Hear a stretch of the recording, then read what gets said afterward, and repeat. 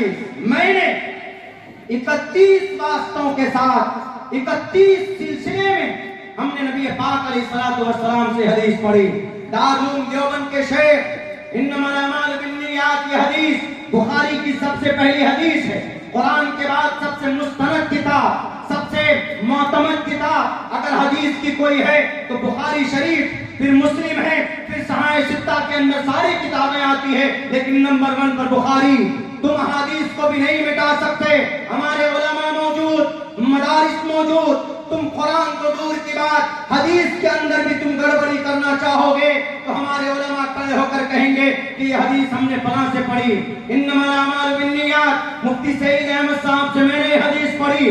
انہوں نے مولانا فخر الدین علامہ ابراہیم بلیاوی سے، انہوں نے یہ حدیث شیخ الاسلام سے، مولانا حسین احمد مدنی سے، انہوں نے یہ حدیث علامہ انور شاہ کشمیری سے، انہوں نے یہ حدیث شیخ الہند سے، اور انہوں نے یہ حدیث حجت الاسلام مولانا قاسم نانوتوی سے، انہوں نے یہ حدیث عبد الغنی مجددی سے، انہوں نے یہ حدیث شاہ محمد اسحاق سے، انہوں نے یہ حدیث سراج الہند شاہ عبدالعزیز محدث دہلوی سے، انہوں نے یہ حدیث اپنے ابا محترم مسند الہند شاہ ولی اللہ محدث دہلوی سے حدیث پڑھی. انہوں نے یہ حدیث شیخ ابو طاہر کردی سے، انہوں نے ابراہیم کورانی کردی سے، انہوں نے کشافی سے، انہوں نے شناوی سے، انہوں نے علامہ رملی سے، انہوں نے زکریا انصاری سے، انہوں نے حافظ ابن حجر اسقلانی سے، اور انہوں نے تنوخی سے، انہوں نے حجاج ابن سہنا سے، انہوں نے زبیدی سے، انہوں نے ابو البخت سے، انہوں نے داؤدی سے،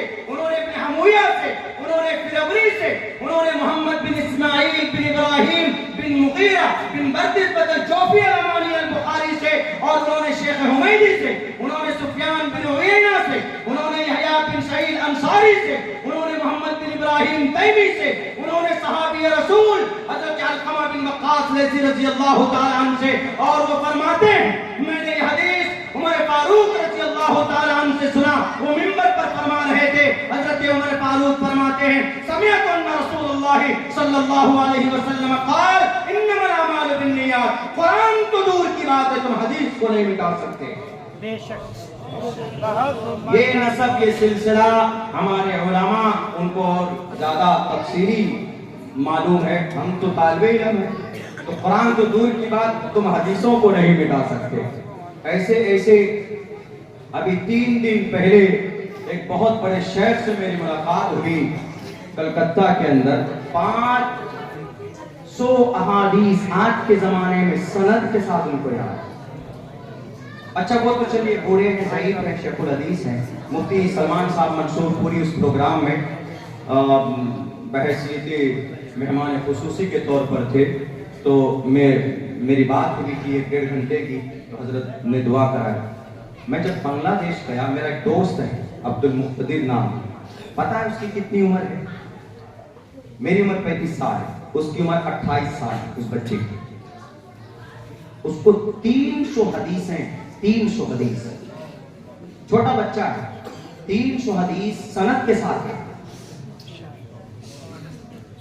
بتائیے. اللہ مفتی شفیع صاحب عثمانی، مفتی اعظم، جن معارف القرآن تفسیر اور بھی بہت ساری کتابیں ہیں، ان کے اندر انا نحن نزلنا الذکر و انا لہ لحافظون کے اندر لکھا ہے کہ قرآن کی حفاظت کے ساتھ ساتھ اللہ ان کے اندر میں حدیث کی بھی حفاظت فرماتا ہے. تو میں نے ایک حدیث اس کے سامنے رکھی تھی، وہ الکبائر الاشراک باللہ وعقوق الوالدین وقتل النفس وشہادۃ الزور. انہوں نے 5 سند کے ساتھ وہ حدیث ہمارے سامنے پیش کی. اس بچہ ہے، چھوٹا، شافعی المسلک ہے. وہ آپ بنگلہ دیش جائیں گے تو وہاں شافعی المسلک زیادہ آپ کو ملیں گے وہاں پہ پروگرام کا. تم جب وہاں پہنچے تو یہ نظام، یہ ہمارا قرآن ہے.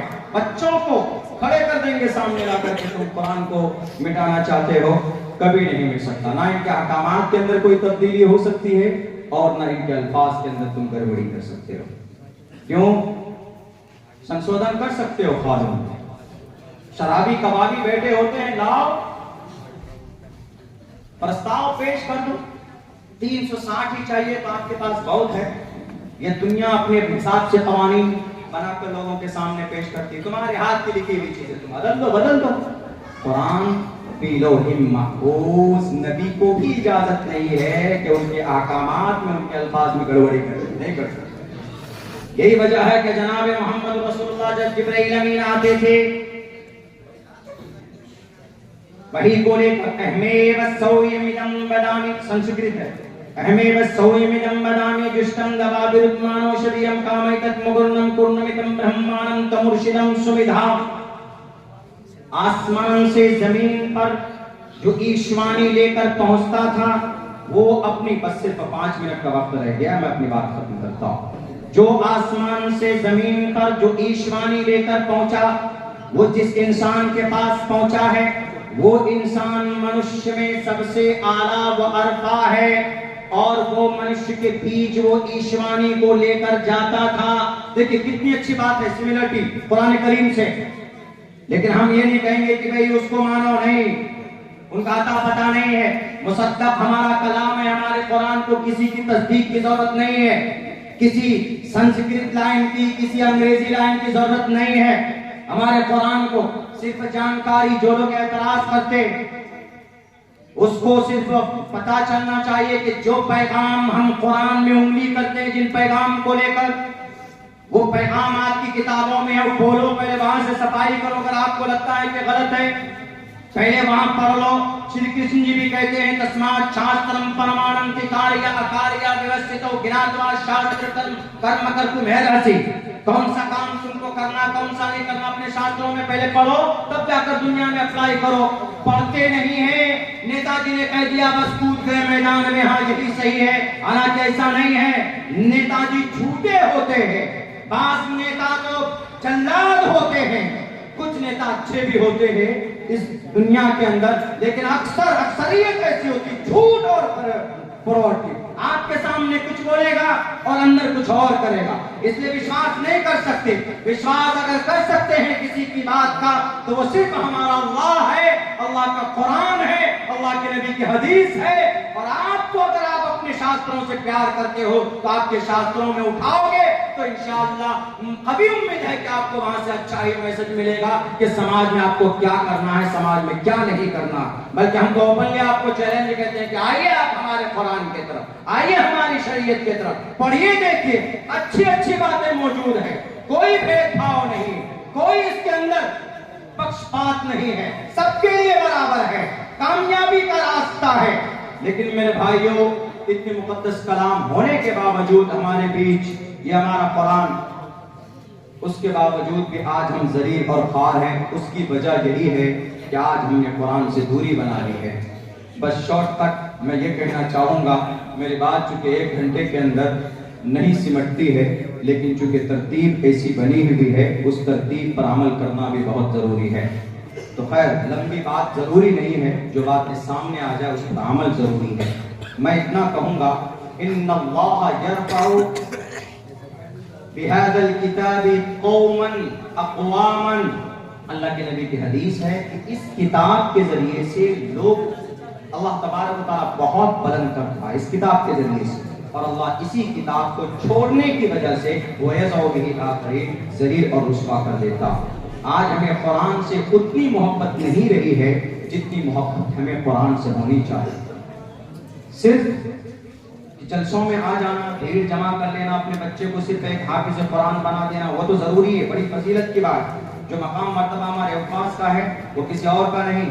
قرآن کے ساتھ ساتھ مدارس سے محبت, علماء سے محبت, ائمہ سے محبت, مکاتب سے محبت تبھی ہے, ورنہ کوئی فائدہ نہیں. ایک امام خودکشی کر کے مر گیا, ویڈیو وائرل ہوا. امام صاحب ہے, نماز پڑھاتے ہیں, کسی مقتدی کو کوئی چیز پسند نہیں آیا, امام صاحب آپ چلے جائیے, چھوڑ مدرسے میں پڑھائیے, معتمد صاحب کی بات من مان کے جوان آپ بوریے بستر باندھو چلے جاؤ. میں پڑھایا ہوں صرف 2 مہینے ایک مدرسے میں, برا نہیں مانیے گا. دیکھیے کچھ لوگ ہوتے, ورنہ الحمدللہ حضرات معتمد ان کی محنت ہے, ان کی قد و کاوش ہے جو مدارس چلتے ہیں. کچھ لوگ ایسے ہوتے ہیں جو تانا شاہی نہیں, خیر ان سے اللہ پوچھے گا. ہمارے ان علماء کی محنت नुज़मा हजरात की मेहनत, मोहतमिम हजरात की मेहनत है कि ये मदरसा चल रहा है, वरना हमें चंदा के लिए जाते हैं, इनको नहीं जाना चाहिए, खुद ला कर देना चाहिए कि हजरत हमारे कौम की हिफाजत रक्षा कर रहे हैं आप। सिर्फ 20 साल के लिए मदारिस बंद कर दीजिए, 20 साल के मस्जिद बंद कर दीजिए, उलमा बाइकाट करें कि नहीं हम तुम्हारे 10,000 के ऊपर 5 वक्त की नमाज भी पढ़ाएं, तुम्हारे बच्चों को पढ़ाएं, टोटल मस्जिद की सफाई भी करें। कल मेरठ के अंदर एक आदमी बोलता है मौलाना हमारे इमाम साहब से बात करो। मैंने कहा क्यों? बोला हमारे इमाम साहब मेरे बच्चों को नहीं, हमारे बच्चों को नहीं पढ़ाते मस्जिद में। हमने कहा तनख्वाह कितनी देते हैं आप? बोला कि 8,000 रुपए। हमने कहा कि भाई 8,000 रुपए तनख्वाह देते हैं नमाज पढ़ाने के लिए, कम से कम आप 15,000 कीजिए, आपके बच्चों को भी पढ़ाएंगे इंशाअल्लाह। हमारी नमाज को पूरी जिम्मेदारी के साथ एक इमाम आसमान पर लेकर जाता है, हमारा और आपका क्या? इसीलिए एहतराम जरूरी है, उलमा से मोहब्बत जरूरी है, मदारिस से मोहब्बत जरूरी है, मकातिब से मोहब्बत जरूरी है। नहीं तो इसी वक्त आपके सामने तारीख गवाह है। मैं आसाम अभी गया था, इसी महीने में 4 रोज पहले 1282 मदरसा बंद कर दिया गया, ताले ऐसे। और आपके उत्तर प्रदेश में वो साजिशें चल रही है। सोच रहे होंगे कि मान्यता दे दिया है सरकारी मदरसों को कि भाई उसके सर्टिफिकेट आहिस्ते आहिस्ते आते हैं। क्यों? जब हम किसी चीज से बेरगबती करते हैं, पहलू तो इख्तियार करते हैं, तो अल्लाह तबारक व तआला उस नेमत को छीन देता है, अगियात कार्यक्रम में देखता है। इसीलिए मेरे भाइयों, मेरी बात थोड़ी कड़वी होती है, बुरा ना माने, लेकिन सच बात यही है कि हमें अपनी शरीयत से, कुरान से बेपनाह मोहब्बत की ज़रूरत है। अल्लाह से दुआ करता हूँ कि अल्लाह तबारक व तआला कहने सुनने से ज़्यादा अमल की तौफीक अता फरमाए। बहुत बहुत शुक्रिया। जज़ाकल्लाह। अस्सलामु अलैकुम व रहमतुल्लाहि व बरकातहू।